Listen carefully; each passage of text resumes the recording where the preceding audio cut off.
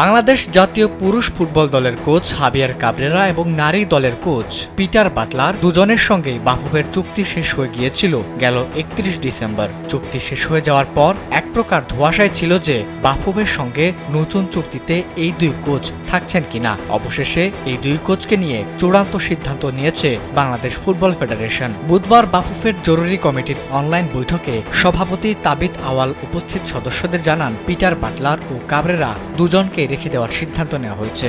এছাড়া ওই সভায় উপস্থিত থাকা একাধিক কর্মকর্তাও জানিয়েছেন পিটার বাটলার ও হাবিয়ার কাবরেরা দুজন যথাক্রমে নারী ও পুরুষ ফুটবল দলের কোচ হিসেবে দায়িত্ব পালন করবেন। ২০২৬ সালের মার্চে এশিয়ান কাপ বাছাইয়ে সিঙ্গাপুরের বিপক্ষে বাংলাদেশের শেষ ম্যাচ। আপাতত সেই পর্যন্ত পুরুষ ফুটবল দলের ডাগআউটে দাঁড়াবেন কাবরেরা।